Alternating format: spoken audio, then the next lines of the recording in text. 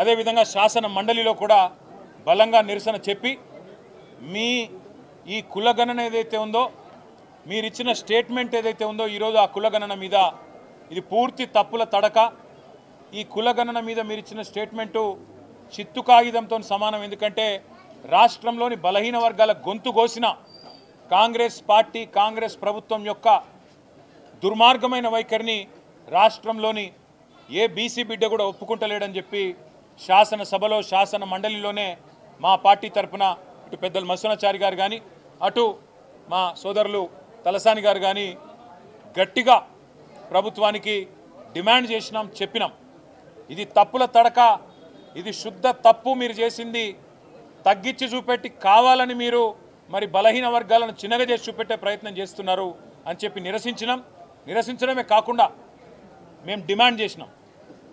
ఒక 15 రోజుల నెల రోజుల శాస్త్రీయంగా మళ్ళీ రీసర్వే చేయండి. ఖచ్చితంగా ఇవాళ రాష్ట్రంలోని బలహీన వర్గాల బిడ్డలు ఆందోళనలో ఉన్నారు. మీరు మా సంఖ్యను తక్కువ చేసినట్టయితే రేపు సంక్షేమ పథకాల్లో మీరు ఇయ్యబోయే ఇండ్లల్లో లేదా మీరిచ్చే రేషన్ కార్డులలో మీరు రేపు ఇస్తానని చెప్పిన గ్యారంటీల్లో 420 హామీల్లో మా వాటా తగ్గుతుంది, మాకు అన్యాయం జరుగుతుంది అని చెప్పి అట్టడుగు స్థాయిన ఉన్న ఎంబీసీలు కావచ్చు బీసీ బిడ్డలు కావచ్చు ఆందోళన పడుతున్నారు. కాబట్టి వారి ఆందోళనను చేయడానికైనా సరే మీరు వెంటనే తిరిగి రీసర్వే మొదలుపెట్టండి అని ప్రభుత్వానికి కోరినాం. కానీ దున్నపోతు మీద వానబడ్డట్టు ప్రభుత్వం ఈరోజు వరకు స్పందించలేదు.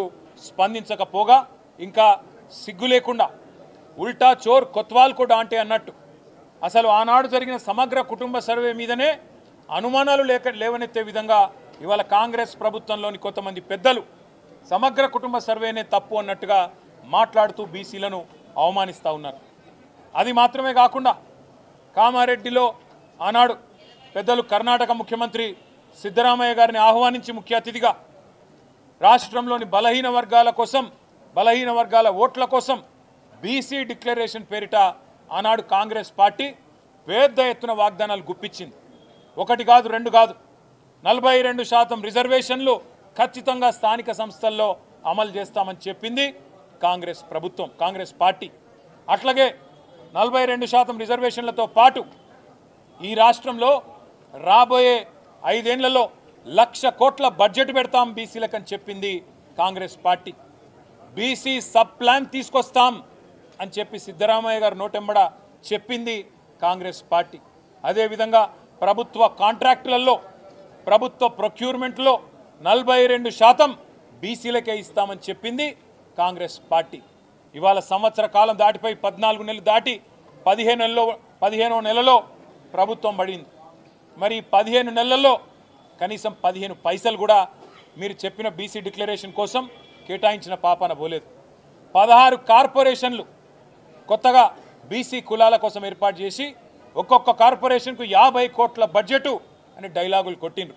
కానీ 50 పైసలు కూడా ఈ పోయిన ఆర్థిక సంవత్సరంలో ఖర్చు పెట్టిన పరిస్థితి లేదు.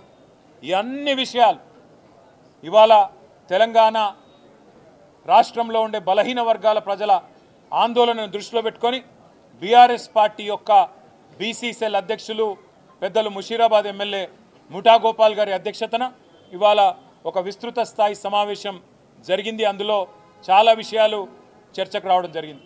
ఇవాళ ప్రాథమికంగా అనుకున్నది ఏంటి అంటే ఈ సమావేశం ద్వారా రాష్ట్ర ప్రభుత్వాన్ని బీఆర్ఎస్ పార్టీ డిమాండ్ చేస్తున్నది, నువ్వు మొట్టమొదలు ఈ రాష్ట్రంలోని బీసీ ప్రజలను క్షమాపణ అడుగు రేవంత్